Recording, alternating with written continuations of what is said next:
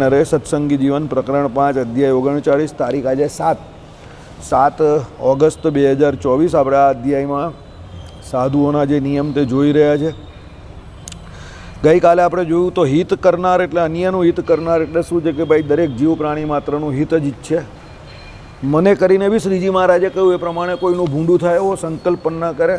ભગવાને તો ત્યાં સુધી કહી દીધું ગાલી દાનમ તાનમ છે, એટલે કોઈ ગાળ દે કે મારે તો પણ એમ કહી કે એને સામે ગાળ ન દેવી, એને મારવો પણ નહીં, એનું તાડન ન કરવું, એવું શ્રીજી મહારાજે કહ્યું. સાધુના નિયમ છે, બરાબર. એટલે અન્યનું હિત જ કરે. મિત એટલે યાવત પ્રયોજન અક્ષરવાળું. ઓકે. સત્ય એટલે સ્વ પરદ્રોહ એટલે વર્જિત, યથાદ્રસ્ત યથાશ્રુત વિષયવાળું. કોમળ એટલે વચન બોલે છે તે આ અજીય કયો છે. એટલે આખો આ શબ્દનો અર્થ જે છે ને તે અજીય શબ્દ ઉપર આગળ જે આપણે ચલવું ને એની પર લાગે છે. શું કે ભાઈ પહેલાં તો એમ કહીએ કે ખોરાકને નિયમનમાં લે, કારણ કે જીવા ઇન્દ્રિય રસના ઇન્દ્રિય બંનેમાં આવે છે. જ્ઞાનેન્દ્રિયમાં પણ આવે ને કર્મેન્દ્રિયમાં પણ આવે. સમજો. હવે આ જે પહેલાં જે કહ્યું, બરાબર, તે શું કહ્યું કે ભાઈ શ્રોત્ર ત્વક રસના ચક્ષુ અને ગ્રાણ, વાક પાણીપાદ ગુદા અને ઉપસ્થ, શબ્દ સ્પર્શ રૂપ રસ અને ગંધ. તો રસના ઇન્દ્રિયનો બંનેમાં ઉપયોગ થાય. એટલે જીવાનો ખાવામાં પણ ઉપયોગ થાય અને બોલવામાં પણ ઉપયોગ થાય. એટલે પહેલાં જે કહ્યું તે ખોરાક બાબતમાં કહ્યું, અને બીજું જે આ કહ્યું તે શું કહ્યું કે ભાઈ હિત એટલે અન્યનું હિત કરનાર એવું વચન બોલે. બીજું યાવત પ્રયોજન અક્ષરવાળું એટલે જેટલું બોલવાનું એટલું બોલે, બહુ વધારે ના બોલે, બહુ ઓછું ના બોલે. એને મિતભાષી કહ્યો. એટલે આમાં મિત શબ્દ જ વાપરો છે, પણ એને શાસ્ત્રોમાં મિતભાષી કહ્યો. મિતભાષી એટલે જેટલું છે એટલું જ બોલે. જેટલું બોલે એમાં કંઈ ગરબડવાળું નહીં, બરાબર. પેલા ભાઈ હમણાં જે નથી બેઠા અહીંયા અવાજ જે કરે છે એના જેવું ગરબડવાળું નહીં. સમજા. ઘણા લોકો એવા હોય કે બોલે એમાં ગરબડ વધારે હોય, ક્લિયરિટી નહીં હોય, એની વાતમાં ક્લિયરિટી ના હોય, બરાબર. એટલે શું કહેવા માંગતો હોય, શું બોલવા માંગતો હોય, કયા સંદર્ભમાં કોઈ કહેતો હોય, કયા પરિપ્રેક્ષમાં કહેતો હોય, કયા સમયે એ વાત કહેવાની હોય, કોને કહેવાની હોય, કોને ન કહેવાની હોય, આ બધું જે આવે ને તે આમાં આવે. કયું? યાવત પ્રયોજન અક્ષરવાળું. પ્રયોજન વસાત બોલવું, વગર પ્રયોજને કોઈને આમ તેમ ફલાણું ઢીમકું કોઈ વાત કરવાની કોઈ જરૂર નથી. એને મિતભાષી કહ્યો. બીજો સત્ય. ભાઈ એવું ભગવાને ના પાડી છે, એવું કોઈ પણ વચન ન બોલવું જેનાથી પોતાનો ને પારકો ધ્રોહ થાય. એટલે કહ્યું સ્વ પરદ્રોહ વર્જિત, યથાદ્રસ્ત યથાશ્રુત વિષયવાળું કોમળ વચન બોલે. યથાદ્રસ્ત એટલે જેવું જોયું હોય એવું, યથાશ્રુત એટલે જેવું સાંભળ્યું હોય એવું, અને એવા વિષયવાળું કોમળ વચન બોલે. એમાં પણ કોમળ બોલે, બરાબર. ભગવાન શ્રી કૃષ્ણ અર્જુનજી અને પાંડવો જ્યારે ઊભા રહેલા ત્યારે મહાભારતના યુદ્ધ પહેલાં ઉલ્લુક શકુનીનો છોકરો એ કૌરવોનો સંદેશાવાહક એટલે મેસેન્જર બનીને આવેલો, દૂત બનીને. અને પછી એણે એકદમ કડક ભાષામાં સંદેશો પાઠવો. એટલે ભીમસેન ને બધા પાંડવો અકળાઈ ગયા. એટલે ભગવાન શ્રી કૃષ્ણએ એમને રોક્યો. એ બધાને પાંડવોને રોક્યા અને કહ્યું કે જો એ કડક ભાષણ બોલવાનો છે અને એને એ કામ કરવા માટે જ અહીંયા મોકલો છે. અને એ કોનો છોકરો છે? તો કપટી શકુનીનો છોકરો છે. એટલે એના વચનોમાં કપટ તો હોવાનું. અને એ જાણી જોઈને તમારું મોરલ જે છે તે ડાઉન કરવા આવું બધું બોલશે. પણ તમારે કંઈ અકળાવવાની જરૂર નથી. એ દૂત છે, દૂતને કોઈ દિવસ દંડ ના આપવો. એને કહ્યું ભગવાન શ્રી કૃષ્ણએ કે ભાઈ તારું જે બોલવાનું તે બોલી દીધું, તું તારી મર્યાદા ન ચૂકતો અહીંયાથી ચાલ્યો જા. એમ કરીને એને કાઢી મૂક્યો ભગવાન શ્રી કૃષ્ણ. જેવો બોલ્યો એટલે એને કાઢી મૂક્યો. કહેવાનું તાત્પર્ય અહીંયા એવું છે, આમાં જે કહ્યું એ પ્રમાણે તમારે સાધુ પુરુષનું લક્ષણ શું છે. તો પછી તમે કહ્યું કે ભાઈ એ તો હું જે બોલ્યો એ સાચું જ છે ને, એમ સાચું જ છે, સાચું જ છે એમ કરીને તમે બીજાને દુઃખ ઉપજે એવું ન બોલો. સમજો. યથાદ્રસ્ત. પછી આમાં જે કહ્યું યથાશ્રુત એટલે શું? જેવું જોયું હોય કે જેવું સાંભળ્યું હોય એવું વિષયવાળું. પણ પાછળ લખેલું છે કોમળ વચન બોલે છે. એ બહુ અઘરું કામ છે. આપણે શું કરીએ છીએ કે સાચું બોલવાના નામ પર લોકોનો દ્રોહ કરીએ છીએ. સમજો, બરાબર. પર દુઃખે ઉપકાર કરે તો એ મન અભિમાનના આણે રે, વૈષ્ણવચન તે વૈષ્ણવજન તો તેને રે કહીએ જે પીર પરાઈ જાને રે. નિંદા ન કરે સકલ લોકમાં સૌને વંદે, નિંદા ન કરે કોઈ નહીં રે. બરાબર. નરસિંહ મહેતાનું ભજન છે ને, ગાંધીજીને બહુ પ્રિય હતું, રોજ એકવાર ગવડાવતા હતા એની પ્રાર્થના સભામાં. એટલે મન વનસા વચના કર્મના ત્રણે ત્રણથી એક સરખો વર્તે, એ સાધુ પુરુષનું લક્ષણ છે. એટલે સત્ય બોલવાના નામ પર તમે બીજાને દુઃખી કરો એ સત્ય નથી. સત્યમ બ્રુયાત પ્રિયમ બ્રુયાત, એટલે આમાં લખેલું છે. કોમળ વચન બોલે આવો વ્યક્તિ જે છે તેને અજીહ્ય કયો છે. એટલે એની પાસે જીભ છે પણ એ જીભને જીતેલો છે એટલે અજીહ્ય છે. એવો એ કંઈ તોતરો બોબડો નથી કે એની જીભ કંઈ કાપી નાખેલી, એવો ગુંગો નથી કે એને જીહ્ય કયો એટલે અજીહ્ય કયો એટલે એ બોલતો જ નહીં હોય કે બોલવાની એની કેપેસિટી ન હોય કે એ જીભનો ઉપયોગ ન કરી શકતો હોય, એવો નથી. અજીહ્ય એટલે દરેક આપણે જે ભગવાને અકર્મ કહ્યું એ પ્રમાણે કરતા થકા અકર્તા પણ એ વર્તે છે. કર્મ કરવા છતાં એ કર્મનો ત્યાગ કરી દે, એના કર્મના ફળનો ત્યાગ કરી, એ અકર્મ કહ્યું. અકર્મ એટલે નિષ્કામ કર્મયોગી જે કયો તે. બરાબર. ભગવાને જ્ઞાનીની વ્યાખ્યા શું આપી કે ભાઈ જ્ઞાની એટલે કોણ?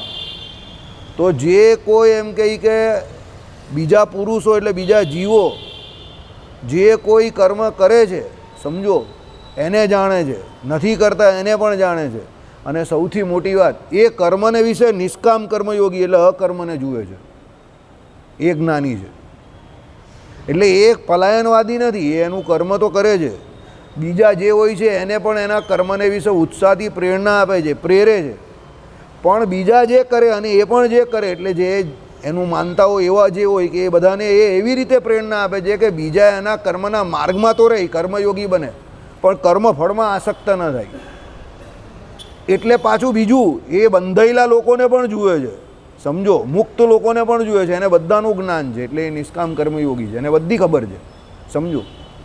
અને એ પોતે પાછું જેવી રીતે વર્તવાનું એ પ્રમાણે જ વર્તે છે, બધા જોડે સમપણે વર્તે છે. એને એ ખબર છે કે આ મારો હિતેશી નથી, આ મારો હિતેચ્છુ નથી, તો પણ એ એવો સંકલ્પ નહીં કરતો કે એનું ભૂંડું થાય, કે એનો ભૂંડું કરવાનો સંકલ્પ નહીં, એવો પ્રયત્ન પણ નહીં કરતો કે એનું ભૂંડું કરે, અને એવો પ્રયત્ન પણ નહીં કરતો જાણી જોઈને કે કોઈ બીજા એનું ભૂંડું કરે, એમાં એ પ્રોમ્પ્ટ કરે, એમ સમજો.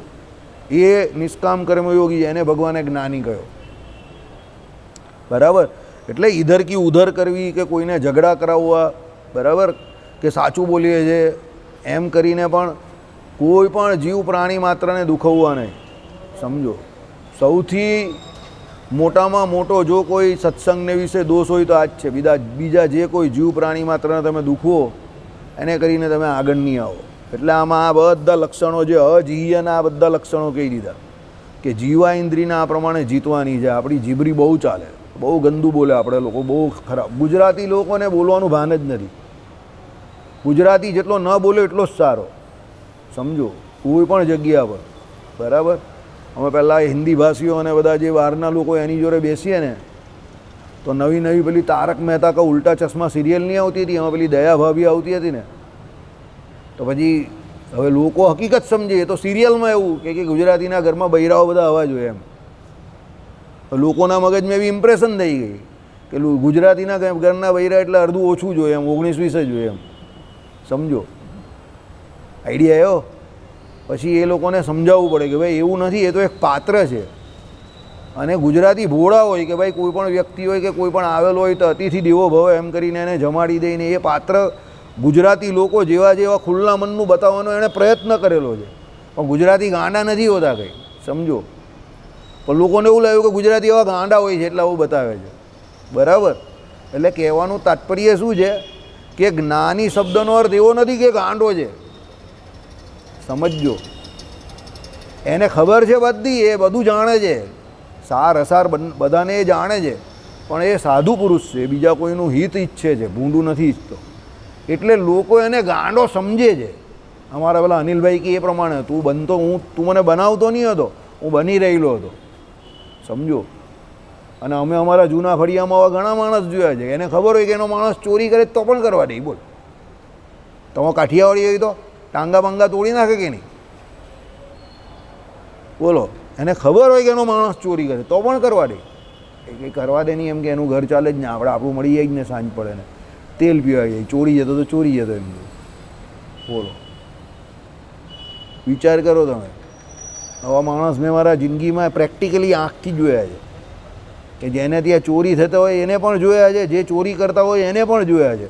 બંને પાર્ટીને હું ઓળખું પણ, સમજો, પણ ચાલ્યા કરે, એ લોકોના કામકાજ પણ ચાલ્યા કરે ને એ પણ ચાલ્યા કરે, બરાબર. એ કે ચોરી નહીં કરે તો એ કેવી રીતે જીવે એમ કે આવી વાત બોલ, બરાબર. એટલે આવું એકચ્યુઅલી ખોટી જ વાત છે, ચોરી કરવી કે કરાવવી કે કોઈને કહેવું એ પણ એવા માણસો પણ હોય છે એમ દુનિયામાં, દરેક પ્રકારના માણસ હોય છે, બરાબર. એટલે આમાં કહ્યું એ પ્રમાણે કે ભાઈ અજીહ્ય બનવું, જીવાનો ગુણ રસાસ્વાદ તથા વાચાળપણું છે. જો આવી ગયું ને, બંને રીતે એ કામમાં આવે છે, કર્મેન્દ્રિય પણ છે અને જ્ઞાનેન્દ્રિય પણ છે, બંનેને જીતવાના છે. તે બંનેને વર્જિત હોવાથી જીયા સહિત છે તો પણ અજીહ્ય કયો, બરાબર છે. જીવા તો છે જ ને, એટલે જીવાનો કોઈ ઉપયોગ તો એ કરે કે ગુંગો કે નથી, કે કંઈ એને એવું નથી કે બોભરો તોતરો છે, બધું બોલી શકે છે, સમજી શકે છે, સ્પષ્ટ ઉચ્ચારણવાળો છે, તો પણ કેવો છે, વધારે બોલતો નથી, યથાર્થ બોલે છે, જેટલું બોલવાનું એટલું બોલે છે અને જેટલું ખાવાનું એટલું જ ખાય છે. ન નિંદામ ન પ્રશંસામ વા સ્વાદુ મત્વા તું મક્ષયેત એવી સ્મૃતિ છે. એટલે ના કોઈની નિંદા કરે, ના કોઈની બહુ પ્રશંસા કરે, બહુ સ્વાદુ ન હોય, બરાબર. એવો જે વ્યક્તિ જે છે એ સર્વશ્રેષ્ઠ વ્યક્તિ છે, બરાબર. ચાલો, બાળ સ્ત્રી કે તરુણી સ્ત્રી કે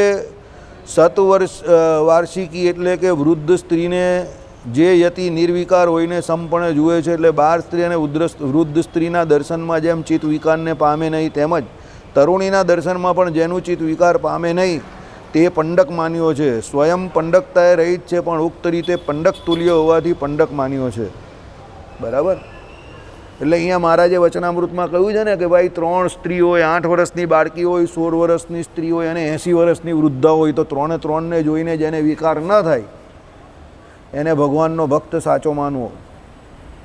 પછી ટીકામાં ભગવાને એનો અર્થ પણ સમજાવેલો છે કે ભાઈ અહીં 8 વર્ષની બાળકીને અને 80 વર્ષની જે વૃદ્ધાને, એટલે પછી નીચે લખેલું છે અલગ અલગ પ્રકારના ગુણ વર્તે એ પ્રમાણે, ઉત્તમ મધ્યમ, એટલે જે પ્રમાણેના અને મંદ પ્રકારનો જે કામ વર્તતો હોય ને એની વાત એ વચનામૃતમાં કરેલી છે.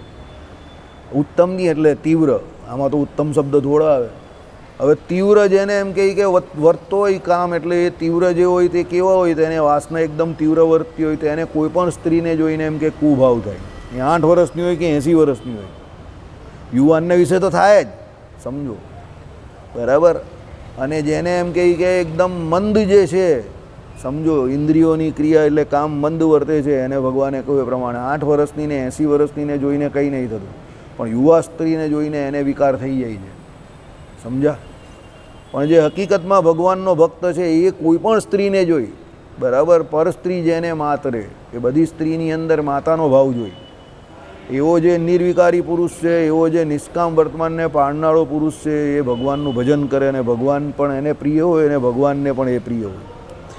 એટલે અહીંયા શું કહ્યું કે ભાઈ આવી જે 3 પ્રકારની સ્ત્રીઓ જે છે એમાં જેનું મન વંચિત નહીં થતું એટલે એને પંડક માન્યો છે. સ્વયં પંડકતાએ રહિત છે પણ ઉક્ત રીતે એને પંડક તુલ્ય હોવાથી પંડક માન્યો છે, સમજો. તો ભાઈ આવી રીતે એને પંડક કહ્યો છે કે એને સીધી નિર્વિકાર છે એટલે એને પંડક કહ્યો છે.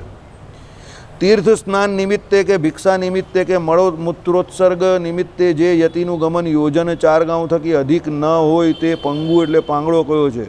પોતે પંગુ નથી પણ પંગુની પેઠે બળક ક્ષીણ હોવાથી ચાલવા માટે સમર્થ નથી, માટે તેવો કયો છે, બરાબર. અમારા જેવો શું કહ્યું, તીર્થ સ્થાન નિમિત્તે, એટલે ભાઈ 12 તીર્થમાં કે વડતાલ જતો નહીં હોય એવો,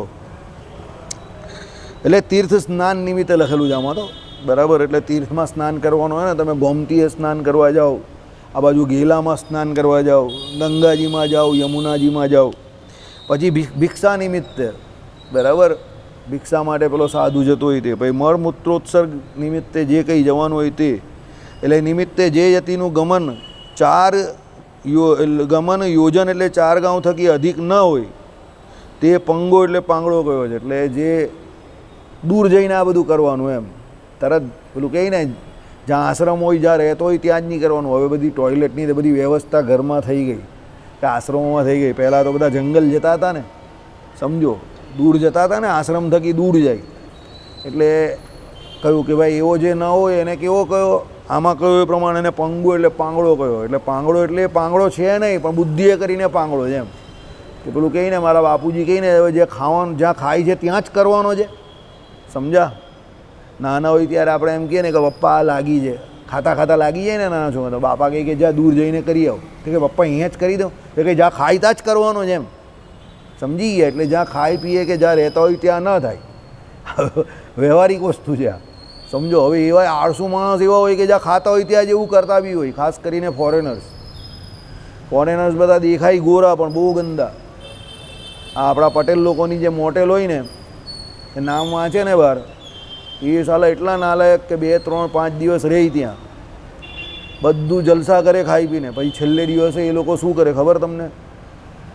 જે તમારા સેટીઝ ને બેડ્સ ને આ બધું હોય ને એની બગાડીને જાય. ત્યાં જ એ લોકો ટોયલેટ કરી જાય, ત્યાં જ બાથરૂમ કરી જાય, બધું ત્યાં જ કરી જાય, જાણી જોઈને કરે એવું, અને બગાડીને જાણી જોઈને જાય, બરાબર. અને જબરજસ્તી સાફ કરાવડાવે આપણી પાસે. સંડાસ કરવા પણ અંદર ન જાય, ટોયલેટ હોય તો પણ ન જાય, એ લોકો ત્યાં કરે. મગજથી વિકૃત હોય એવા લોકોને એમ કે ભાઈ આ કાળા લોકો છે અને એની મોટેલ છે તો એને હેરાન કરવાના એમ. સમજા મારી વાત? લાવ, આ બધી વિકૃતિ છે, એ આ પંગુ કહેવાય. આમાં જે કહ્યા ને એ પ્રમાણે આ બધા પંગુ, કે ભાઈ સંડાસ છે, તારા હાથ પગ બરાબર ચાલે તો અંદર જા ને. પણ આ બધા શું માનસિક રીતે પંગુ કહેવાય એવા, સમજો. એને એમ કે હેરાન કરવા આ લોકોને મજા આવશે, બરાબર. એટલે જો રૂપિયા પૈસા હોય, ઘણા લોકો અહીંયા કહીને ભાઈ મોટેલમાં સર્વિસ કરે છે, મોટેલમાં સર્વિસ કરે છે, એની જિંદગી તો બદથી બદતર હોય. અહીંયા એવું લાગે કે ડોલર ને પાઉન્ડ મોકલે છે, પણ ત્યાં જઈને તમે જોવ તો આપણે ત્યાં અહીંયા રૂમ સર્વિસમાં પેલા લોકો જે કામ કરતા હોય ને, એ રૂમ સર્વિસમાં એ લોકો કામ કરતા હોય, ચાદરો બદલવાનું કામ કરે, બરાબર. પેલો અંદર બહુ લે એટલે પેલા પાણી આપવા જાય તે કામ કરે. અંદર રૂમની અંદર કંઈ કમ્પ્લેન હોય કે આ બલ્બ નહીં ચાલતો, આ નહીં ચાલતો, તે બધું જોવા જાય. ટોયલેટના ફ્લશ હોય તે બધું જોવાનું ને આવા બધા કામ કરવાના. આ તો ખાલી શબ્દો સારા કે મોટેલમાં સર્વિસ કરે છે, બાકી મોટેલમાં આ કામ કરતા હોય લોકો ત્યાં, સમજી ગયા? એટલે એના કરતાં ભારત કંઈ ખોટું નથી. આવું બધું કંઈ ત્યાં જઈને કરવાનું બરવાનું નહીં, સમજો. અહીંયાથી એવા ઘણા લોકો ગયા છે. આ જે અહીંયાનું આ પટેલ, આ જે પટેલ લોબી છે ને આખી, આમાં જેટલા લોકો ભણેલા નથી, આ રામપુરામાં જે પટેલો છે ને બધા 4 ગલીઓમાં, એમાં જેટલા ભણેલા નથી ને ત્યાં ગયા છે ને એ બધાની ત્યાં આ જ હાલત છે, સમજો. બધા જ. એક તો બિચારો અમારો ઓળખીતા જ હતા, હમણાં જ નીકળી પણ ગયા. ઇન્ડિયા ખાસ એમ જવા માટે જ આવ્યા. ત્યાં ગયા હતા વહીતરું કરવા માટે કે છોકરાઓનું કંઈક સારું થાય, ભવિષ્ય બને, કંઈક કાર્ડ બાર્ડ મળી જાય તો ત્યાંનો કંઈક. પછી ઇન્ડિયા આવ્યા તો ઇસકા તો બેડ લક ઇતના ખરાબ કે આ ઇન્ડિયામાં મરી ગયો માણસ હવે, એટલે એના છોકરાઓનું પણ કંઈ નહીં થાય, સમજી ગયા? એટલે આવું છે, ભાગ્ય ખરાબ હોય તો કંઈ થતું નથી. એટલે આ બધા ખોટા વહીતરા નહીં કરવાના ત્યાં જઈને. ત્યાં પણ ભણેલા ગણેલા એજ્યુકેટેડ માણસની કિંમત છે, સ્કિલફુલ માણસની જ કિંમત છે. વહીતરું કરવાનું છે તો ત્યાં પણ વહીતરું કરે, મતલબમાં ત્યાં પૈસા ડોલરમાં મળે, એટલે પેલો અહીંયાની ગણતરી કરે તો ત્યાં કરતાં વધારે કમાઈ લો કહેવાય.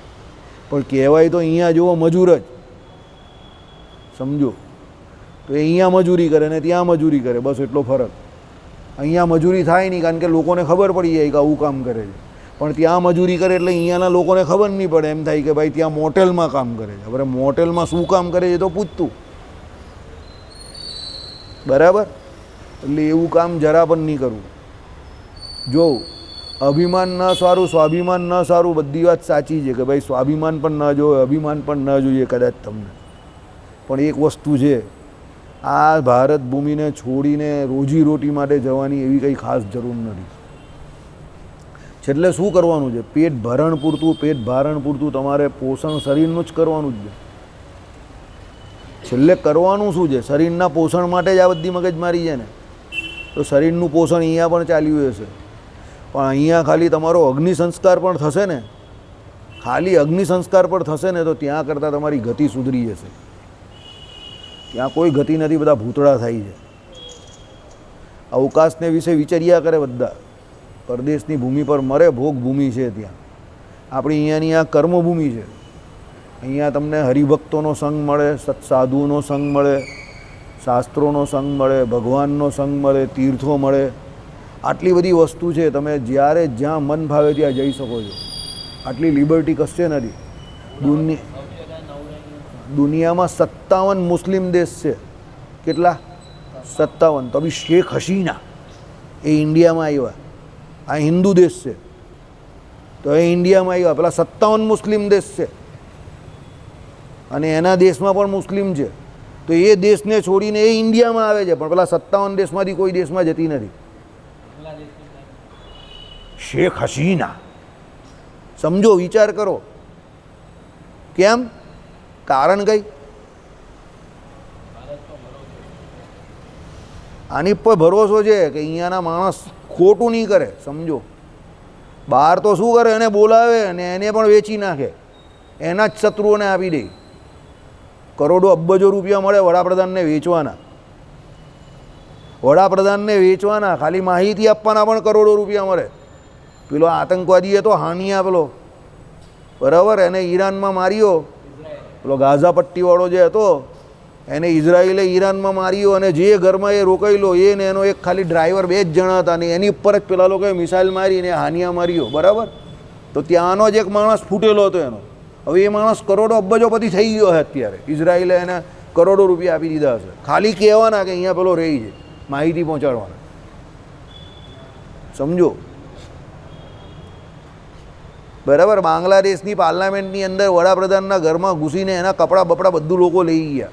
આવી હાલત છે એ દેશમાં, અને ખુશ થવાની જરૂર નથી. આપણી નજીક એક બાંગ્લાદેશ વસે જ છે, તૈયાર થઈ રહેલું છે.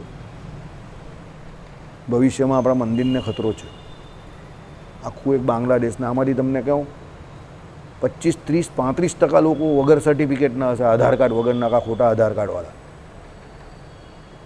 ભવિષ્યમાં ખતરો જ છે આપણા માટે, કારણ કે આ લોકો, એ લોકોને તો બાપને મારીને છોકરો ગાદી પર આવે, એવું જ છે એ લોકોમાં. સમજો, માનવતાના નામ પર મીંડું. સમજી જાઓ, કોઈ હ્યુમિનિટી નહીં મળે. ભારતમાં જેટલી હ્યુમિનિટી છે એટલી કશે નથી, બરાબર. એટલે બહુ હ્યુમાનિટી છે અહીંયા. બાકી અહીંયા માનવતા જીવે છે હજુ પણ, કારણ કે લોકો થોડા હજુ પણ શાસ્ત્રોને કે ધર્મોને કે કથા વાર્તા આદિકનું આચરણ છે, તીર્થો છે, દેવો છે, મંદિરો છે, આ શ્રાવણ આદિક મહિનાઓ છે, એમાં લોકો ધર્મ કર્મને માને છે, એટલે હજુ હ્યુમાનિટી થોડી ઘણી જીવે છે. બહાર તો કંઈ નહીં, મરઘા ખાઈને બકરા ખાય તો શું બુદ્ધિ આવે? સમજો, એને શું દયા આવે, એને શું હ્યુમાનિટી હોય? એ તો જાનવર જેવો હોય તો જાનવરની જેમ જ જીવે. દેહ ભારણ માટે જ જીવતા હોય એ લોકો. શરીરના જે કંઈ હોય તે શરીરને જ આત્મા માનતા હોય. 4 વાર્કમતના બધા હોય, એટલે એ તો શરીરના પાલન પોષણ માટે ગમે તે કરી નાખે, ગમે તેને વેચી નાખે, બરાબર. ચાલો, એટલે પોતે પંગુ નથી, પણ પંગુની પેઠે બળક્ષીણ હોવાથી ચાલવા માટે સમર્થ નથી, માટે તેવો કયો. એટલે ભાઈ એનામાં શરીરમાં તાકાત નથી એટલે જઈ નહીં શકતો એવો, એટલે એને પંગુ કયો. અને બીજી રીતે એવી પણ હોય કે કદાચ આળસુ હોય, પ્રમાદી હોય, તો પણ એ પંગુ કયો. માનસિક રીતે કહે ને કે ભાઈ આ તો તું તો પંગુ છે, એમ આમાં કહ્યું નથી, પણ એ પણ માની જ લેવાનું આપણે. ઊભા રહેલા કે માર્ગમાં ચાલતા જે યતિનું ચક્ષુ એટલે 4 યુગ પરિમિત પ્રદેશ થકી અધિક દૂર પ્રસરતું નથી, તે યતિ અંધ કયો છે. 4 હાથ માપને 1 યુગ કહે છે. સ્વયં સચક્ષુષ છે, પણ જવાના માર્ગમાં રહેલા જંતુ આદિકને જોવા માટે 16 હાથની અંદર એની દ્રષ્ટિનો પ્રસાર છે, અને હવેલી આદિકના શોભાના નિરીક્ષણ માટે પ્રસાર નથી, માટે આ અચક્ષુ કયો છે. અચક્ષુ એટલે કેવી રીતે? આ પ્રમાણે અચક્ષુ કે ભાઈ મોટી મોટી હવેલી હોય, મોટી મોટી શહેરો હોય, સારી સારી વસ્તુ હોય, તો એ નહીં જોતો, એટલે એ ચક્ષુ છે તો પણ એને અચક્ષુ કયો. પણ રસ્તામાં ચાલતા ચાલતા નાના નાના જીવજંતુ આદિક જે કોઈ છે તેને જોઈને ચાલે છે. કોનું ઉદાહરણ? જળ ભરતનું ઉદાહરણ. રઘુગણની પાલખી ઉચકેલી તો એમણે કૂદકા મારીને ચાલતા હતા ને, એટલે એને ચક્ષુ હોવા છતાં અચક્ષુ કયો કે ભાઈ એના નેત્રે કરીને એ જે જોવાનું છે તે જ જુએ છે, પાપ નહીં કરતો. અને જે નથી જોવાનું તે નથી જોતો, વિષય સંબંધી જે છે તે નથી જોતો, એટલે આંખ હોવા છતાં એને અચક્ષુ કયો, બરાબર. પેલામાં પગ હોવા છતાં એને પાંગળો કયો, આમાં આંખ હોવા છતાં એને અચક્ષુ કયો. કે ભાઈ ઊભા રહેલા કે માર્ગમાં ચાલતા જે યતિનું ચક્ષુ 4 યુગ પરિમિત પ્રદેશ થકી, 1 યુગ 1 હાથ, 4 હાથ માપને 1 યુગ કહે. એટલે આ 1, 2, 4 હાથ હોય ને એવા 4 યુદ્ધ પરિમિતથી અધિક એનું પ્રસરે નહીં, એટલે આમ આટલામાં જ નજરમાં જ જોઈ. એની આમ ઘણાને એવી આદત હોય આમ તેમ ફરતા બધે જોતા હોય, લેવા જાય મૂકવા જાય, લેવા જાય, બધાની બધી જ ખબર હોય એને. આ માણસ અત્યારે આવે, આ બેન અત્યારે આવે, આ ભાઈ અત્યારે આવે, બધી જ ખબર એને. ફળિયામાં, આમાં તેમાં, સોસાયટીમાં, મંદિરમાં પણ એવો આવી પાછા. તને ખબર છે એમ કે પેલાની બેનને એનું એમ કે બનતું બંધ થઈ ગયું, એમ કે એની બેનને સોનું નહીં આપ્યું, એમ કે એને તો ઝઘડો થઈ ગયો બે વચ્ચે. અરે ભાઈ, એની બેન અને એ બંનેનો સોનાનો ઝઘડો, એમાં આપણે કાં લેવા દેવા છે? આપણે વચ્ચે છે જ નહીં એમાં. જવા દે નહીં ભાઈ, પેલો આની હાથે ચાલુ જ, પેલો પેલા જોડે ચાલુ જ. મંદિરમાં લોકો એવી વાત કરે. મને તો વિચાર આવે ભાઈ જેની જોડે ચાલુ હોય તેની જોડે આપણે શું લેવા દેવા, એનો વિષય છે. સમજી ગયા? આપણે શું લેવા દેવા કોઈની જોડે, કોણ કોની જોડે ચાલુ જ કે નથી ચાલુ, એનો વિષય છે. એને ચાલવું છે તો ચાલે છે, નહીં ચાલતો નહીં ચાલતો. સમજી ગયા? એટલે આવા બધા ફાલતુ ધંધા નહીં કરવાના. બરાબર? ચલો, એટલે આમાં કહ્યું એ પ્રમાણે કે ભાઈ એને આ 4 ચોક 16, એક 4 હાથમાં આપને એક યુગ કહે એટલે એવા 4 યુગ પરિમિત, એટલે 16 હાથ જે આમ થાય એનાથી દૂરનું એ કંઈ જોતો જ નથી. ફાંફા નહીં મારતો. તમારામાં કહી ને આમ તેમ ફાંફા નહીં મારવાના. બરાબર? એટલે આમ ફાંફા નહીં મારતો. એટલે શું છે કે ભાઈ સ્વયં સચક્ષુષ છે, પણ જવાના માર્ગમાં રહેલા જંતુ આદિકને જોવા માટે 16 હાથની અંદર એની દ્રષ્ટિનો પ્રસાર છે. એટલે નીચી દ્રષ્ટિએ જોઈશ. મહારાજે જે કહ્યું ને આ નાકની નીચી દ્રષ્ટિ કરવી, એમ અહીંયાથી આમ નીચે જોવું. હવે નીચે જોવું એટલે આમ જીવ જંતુ હોય તે દેખાય ને, એટલે એને કૂદતો ચાલે, એને મારે નહીં. પણ એમ કહે કે શું છે હવેલી આદિકની શોભાના નિરીક્ષણ માટે પ્રસાદ નદી માટે આ અચક્ષુ કહ્યો. આમ જોઈને ચાલે, આમ તેમ ફાંફા મારતો નહીં ચાલે, એટલે એને અચક્ષુ કહ્યો. સમજી ગયા? આપણી આદત કેવી હોય ખબર તમને? આમ તેમ ફાંફા મારતા ચાલીએ, નીચે જોઈએ જ નહીં. સામાન્ય રીતે નીચે કોણ મરી જાય છે, કોણ જીવે છે નહીં આપણે ખબર જ નથી હોતી. ઘણા પેલા વિડીયો નથી આવતા, પેલો મોબાઈલ જોતો એ સીધો ખાડામાં ચાલ્યો જાય, પેલો નહેરમાં પડી જાય. બરાબર? એવા ગાંડા ગબલા હોય. હવે એટલો બધો મોબાઈલ જોવાનો શું શોખ? બરાબર? પેલો મોબાઈલ પર વાત કરતો જાય ને 4 રસ્તા પર આવી જાય, ભાઈ પોલીસવાળાની સામે જઈને ઊભો રહી જાય વાત કરતો.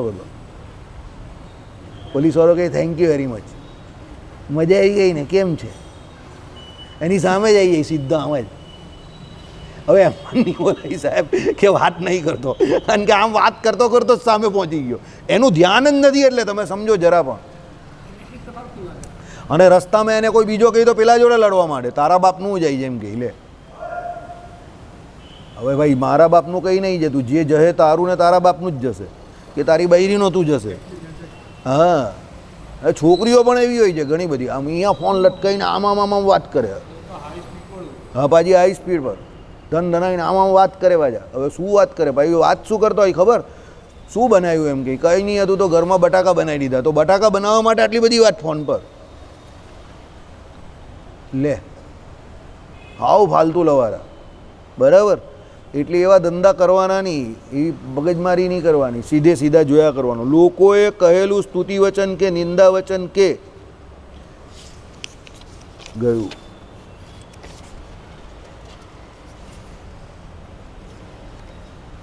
ઓગણચાલીસ જ છે ને?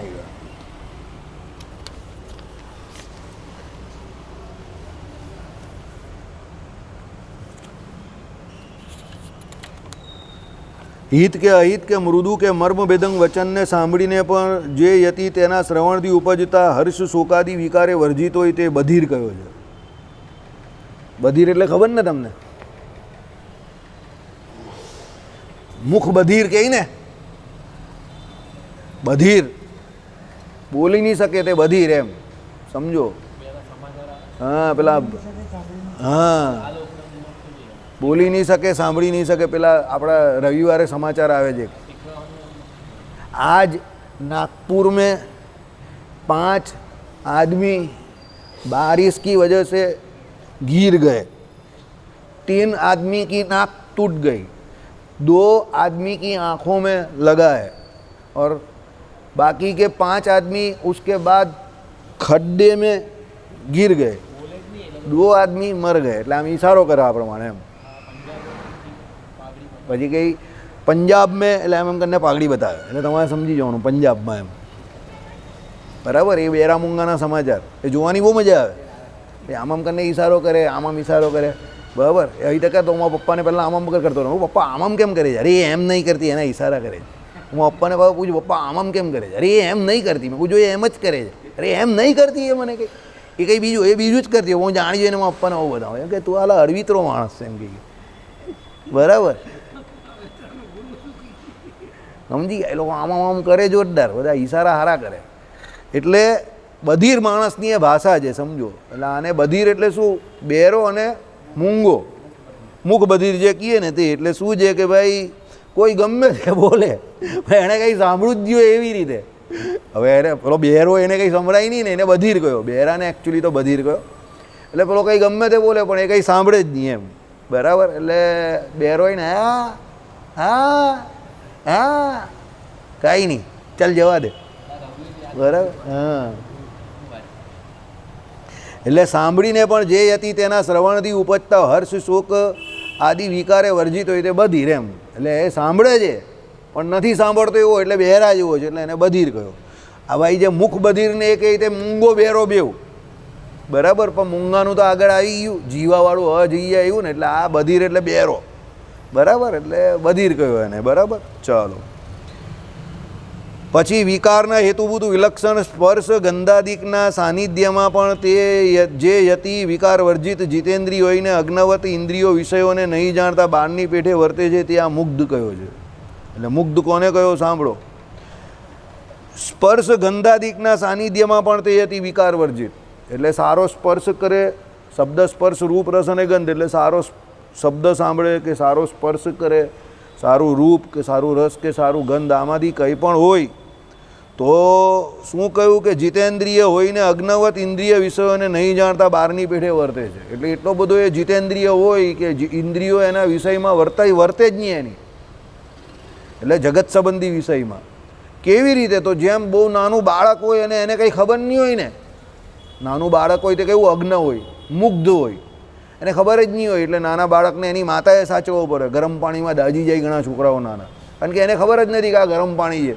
ઠંડા પાણીમાં દાજી જાય, ગરમ પાણીમાં દાજી જાય, ઠંડા પાણીમાં તો માંડવો પડી જાય, પેલી ડોલની અંદર ચાલ્યો જાય સીધો, કૂદકા મારવા જાય અંદર, બરાબર, ડૂબી જાય, આવું થાય ને. કેમ? એ મુગ્ધ કયો એને, એ અજ્ઞ છે, એને કંઈ ખબર નથી. એટલે એની માતાએ એની સંભાળ રાખવી પડે, બરાબર. એટલે એ જે સાધુ પુરુષ છે તે આવો છે, મુગ્ધની જેમ વર્તે છે, નાના બાળકની જેમ. એને વિષયોનું કોઈ ભાન જ નથી, એ વિષયને વિષય જરા પણ પ્રવર્તતો જ નથી, અજ્ઞની જેમ વર્તે એમ. એટલે વિષય છે જ નહીં એવી રીતે વર્તે છે, જાણીને પણ એમ. એને ખબર તો છે કે આ વિષય છે, પણ એ વિષયને વિશે વર્તતો નથી એમ, અજ્ઞાત જેવો વર્તે છે તો ખબર તો છે, પણ જાણી જોઈને એ વિષય સન્મુખ એની દ્રષ્ટિ જે છે તે રાખતો નથી, વિષયોથી વિમુખ થાય છે. કોની જેમ? તો નાના બાળક જેમ નિર્દોષ હોય એની જેમ. એટલે એને મુગ્ધ કયો, અતિશય મુગ્ધ કયો, બરાબર. ચાલો, એટલે લખ્યું અજીય પંડક સાનિધ્યે વિષયાણામ ય સમર્થો અવિકલેન્દ્રિય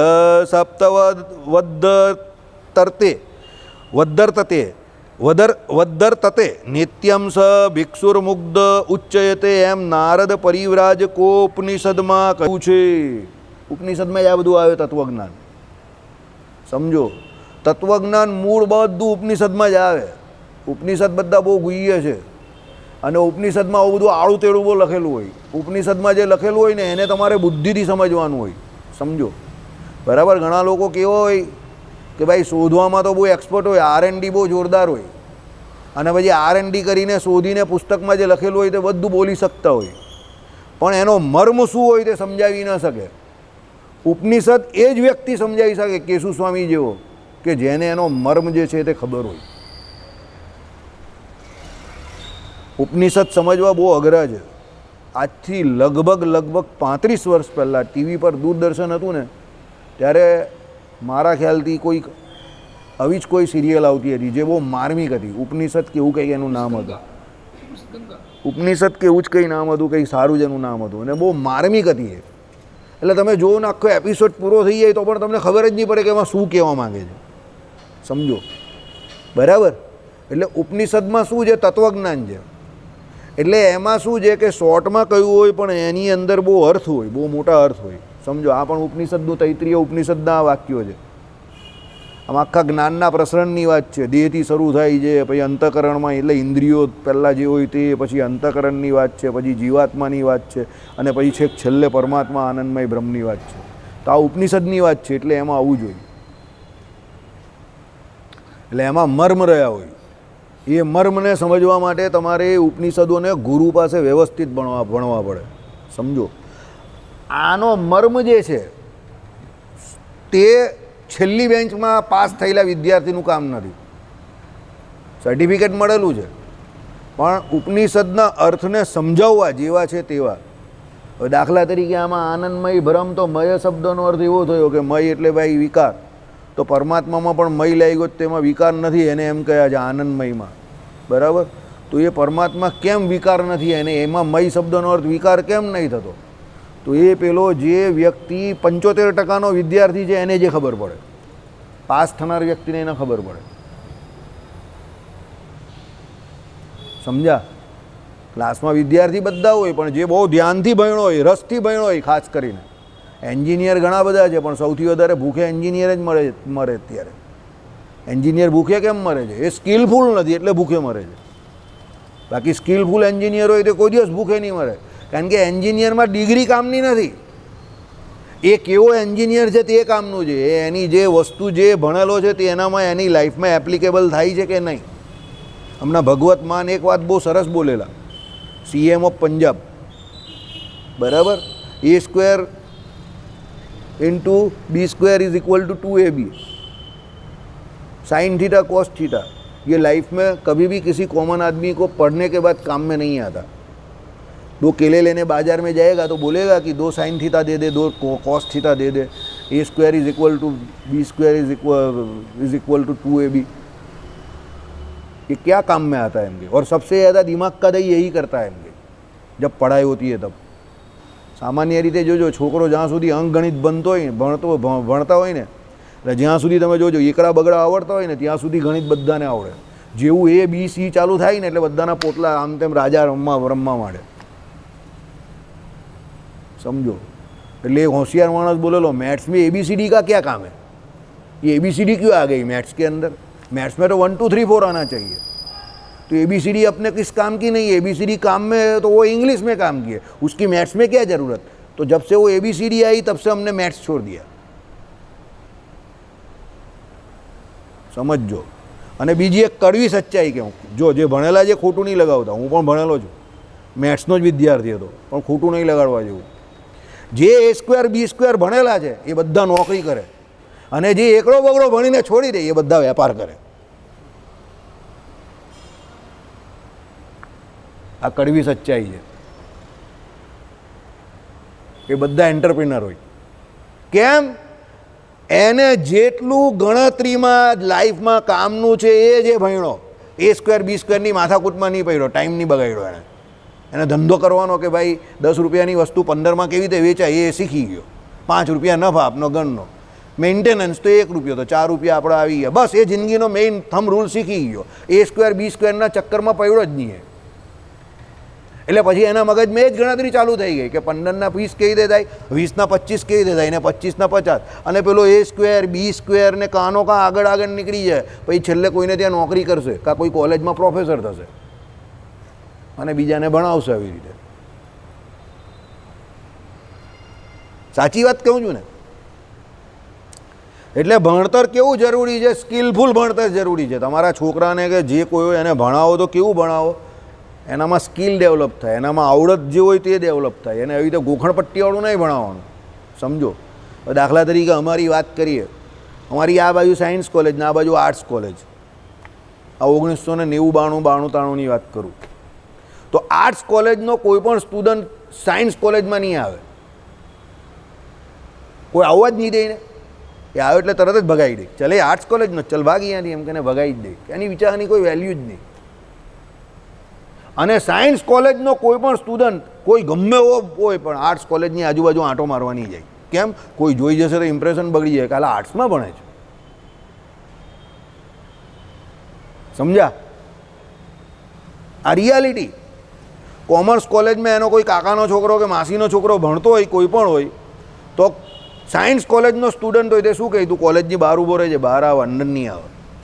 સાયન્સ કોલેજનો સ્ટુડન્ટ જાય જ નહીં અંદર કોઈ દિવસ. એ જ પ્રમાણે જે છોકરા MBBS કરતા હોય સામાન્ય રીતે, એ કોઈ દિવસ આ 3માંથી કોઈ પણ કોલેજમાં નહીં આવે. તમે જોજો, કોઈ બી છોકરો MBBS કરતો હોય એ સાયન્સ કોલેજમાં પણ નહીં જાય, આર્ટ્સમાં પણ નહીં જાય, ને કોમર્સમાં પણ નહીં જાય. જે એન્જિનિયરિંગ કરતો હોય એ તોફાની હોય તો એના પેલા જૂના મિત્રો હોય તો એને મળવા જાય. એન્જિનિયરિંગવાળા સામાન્ય રીતે તોફાની જ હોય બધા. સમજો? પણ મેડિકલવાળો નહીં જાય, કારણ કે એ સિન્સિયર હોય. બરાબર? કેમ? આ બધું કોણે બનાવ્યું? આપણા મગજે જ બનાવ્યું, માણસના મગજ આ બધું બનાવ્યું, આ બધું ભગવાને નહીં બનાવ્યું. સમજો, આઈડિયા આવ્યો તમને? એટલે આ બધાથી પર થવાનું છે. યતિ જે છે કે સાધુ જે છે તે આ બધાથી પર છે, બરાબર. અને આ બધું શીખવાનું ક્યારે મળે કે તમે જ્યારે એની અંદર કૂદો, તમે એને સમજવાની કોશિશ કરો. મેં તમને નહીં કહ્યું વૃંદાવનને વિશે કે ત્યાં એક સાધુ છે, એણે આખું BA કરી નાખ્યું, એક્ઝામ જ નહીં આપી, એને બધા પુસ્તક મોડે છે. પરીક્ષાનો ટાઈમ આવ્યો તો પરીક્ષા મારે ફોર્મ જ નહીં ભર્યું. તેને એના ગુરુએ પૂછ્યું કે આટલી બધી મહેનત કરી દે હવે ફોર્મ? તે કહે કે મારે જે ભણવાનું તો ભણી દીધું, મારે ડિગ્રીનું કાં કામ છે? એમ કે તમારે મને જે પૂછવું હોય તો પૂછો, એ હું તમને જવાબ આપી દઈશ શાસ્ત્રની મદદથી, પણ મારે એની પરીક્ષા આપીને સર્ટિફિકેટ લેવાની કાં જરૂર છે? મારે કાં કહેવાવું જ કે હું શાસ્ત્રી છું? મારે તો એ જ કહેવાવું જ કે હું સાધુ છું, અને જે હું છું અને મને તમે જબરજસ્તી મોકલેલો તો હું ભણી લીધું. હવે ભણ્યો સિરિયસલી, એને આવડે બધું છે, પાસ 100% થઈ જાય, ફર્સ્ટ ક્લાસ ઉપર માર્ક્સ આવે ને, પણ એ પરીક્ષા નહીં આવી. કેમ? એમ કે હું સાધુ છું તો મારી ઓળખાણ સાધુ તરીકે જ બરાબર છે. આગળ મારે કોઈ ઉપનામ કે કોઈ ડિગ્રી નહીં જોઈતી, બસ સાધુ તરીકે જ મારે મરવું છે. આ શું કહેવાય? જ્ઞાનનું ડાયજેશન, પચાવેલું જ્ઞાન આને કહેવાય, બરાબર. એટલે કહેવાનો મતલબ શું છે કે ભણ્યો કે જીવનમાં જે કંઈ કરો એને સમજીને કરો. જીવનમાં સમજણ બહુ કામની છે, પણ પ્રોબ્લેમ એવો છે કે સમજણ બહુ ઓછા લોકોને છે. વિચાર તો કરો, બાંગ્લાદેશમાં ધરકમ આમ તેમ થાય ને અહીંયા 2000 પોઈન્ટ સેન્સેક્સ તૂટી જાય છે. હવે બાંગ્લાદેશ જોડે ભારતને શું લેવા દેવા છે?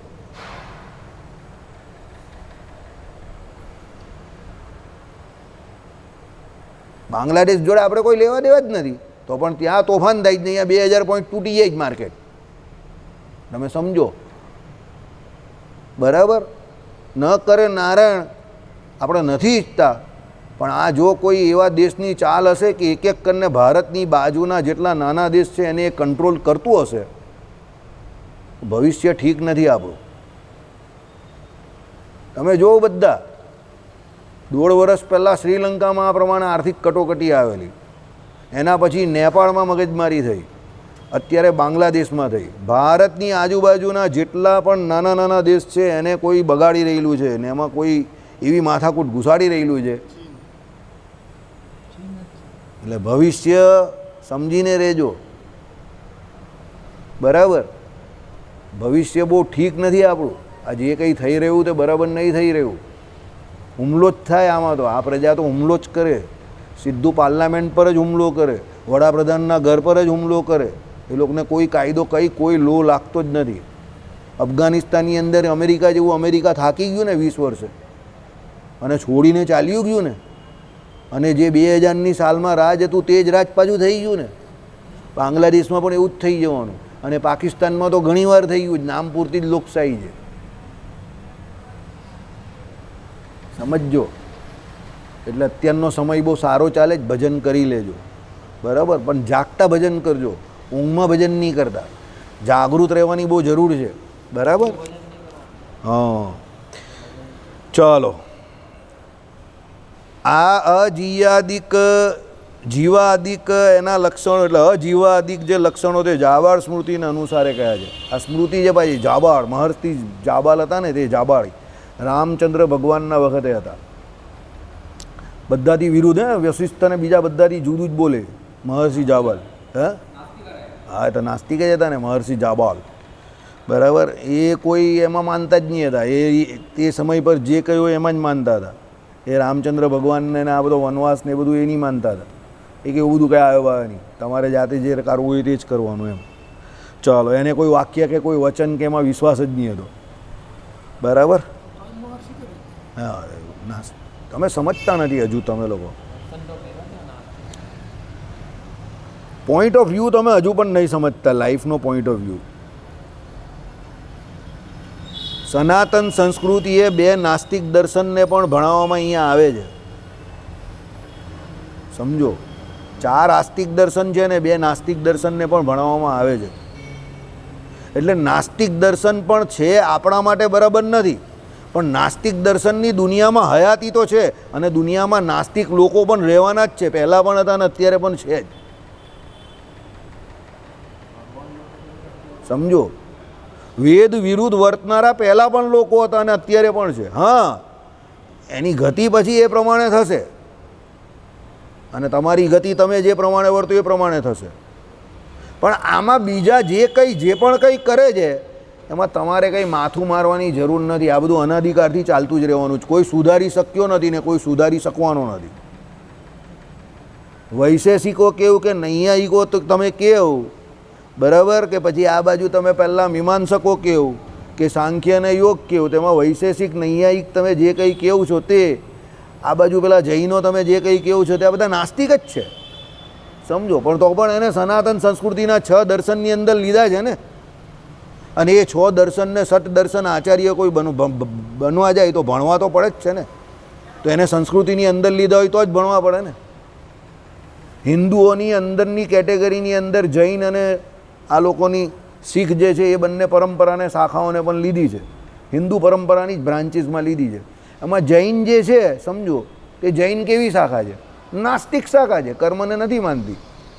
આપણે નહીં માનવાના એ લોકોને, પણ એવા આપણા હિન્દુઓ પણ અત્યારે કેવા છે કે ભાઈ જૈન નથી તો બી નહીં માનતા ભગવાનની. એવા કેટલા ટકા લોકો છે? ઘણા બધા છે અત્યારે. તો અત્યારે હમણાં એક લેખ આવેલો, અત્યારે દુનિયામાં સૌથી વધારે ભણેલા ગણેલા નાસ્તિક લોકો વધતા જાય છે, કોઈ પણ ધર્મમાં ન માનનારા. પેલા ફોર્મ ભરાવે ને કે કયા ધર્મમાં, તો નાસ્તિક લખવાવાળા વધવા માંડ્યા દિવસે દિવસે. પેપરમાં આવેલું વચ્ચે કે તમે હિન્દુ મુસ્લિમ શીખ ઈસાઈની વાત કરો છો, પણ સૌથી વધારે નાસ્તિક વધી રહેલા છે આખી દુનિયામાં, કે જે પરમાત્મા તત્વને કે વેદને કે કોઈને માનતા જ નથી. હવે એ લોકોની નાસ્તિકની વ્યાખ્યાબાજી પરમાત્મા તત્વને નથી માનતા એ છે. આપણી નાસ્તિકની વ્યાખ્યા વેદ વિરુદ્ધ વર્તે છે, પણ એ લોકોની નાસ્તિકની વ્યાખ્યા એવી છે કે અમે ભગવાનને પરમાત્મા તત્વને નહીં માનતા. સમજજો. પણ એ બધું દુનિયામાં ચાલતું જ રહેવાનું છે. એને કંઈ તમારે કે મારે મગજ પર લેવાની કંઈ જરૂર નથી. એ એનું કામ કરે, તમારે તમારું કામ કરવાનું છે. બરાબર? એટલે એ એનું જોઈને આપણે આપણું નહીં બગાડવાનું. આપણે શાંતિથી ભજન કરવાનું, આપણે મૂર્તિ પૂજા કરવાની. શ્રાવણ મહિનામાં શિવલિંગ હોય તેની ઉપર બીલીપત્ર ચડાવવાનું. તમારે દૂધ પાણી ચડાવવું હોય તો એ ચડાવો, તરોફો ચડાવવો હોય તો એ ચડાવો. તમારે જે કંઈ કરવું હોય તે કરો.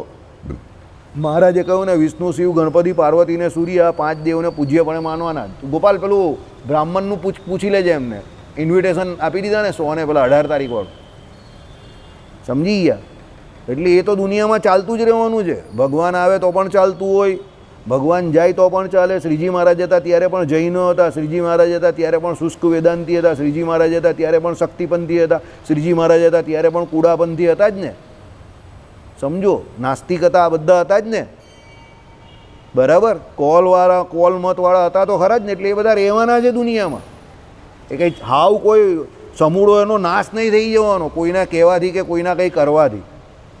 એને કંઈ કરવા કરતાં આપણે આપણું કામ કરી નાખવા જેવું છે. કાદવ ખસેડવો એના કરતાં દૂરથી ચાલ્યા ગયેલા નહીં સારા, કે કોઈ છાંટો ઉડે તો આપણે નહીં લાગે. એ બધો કાદવ ખસેડવા આપણે શું કામ જઈએ? આપણું કામ છે જ નહીં. દુનિયામાં બહુ કાદવ છે, ખસેડવા જઈશું તો દુનિયાનો કાદવ ખસવાનો જ નહીં તમારાથી ને મારાથી. એના કરતાં દૂરથી નીકળી જવાનું શાંતિથી. જય સ્વામિનારાયણ. શ્રીપતિમ શ્રીધરમ સર્વદેવેશ્વરમ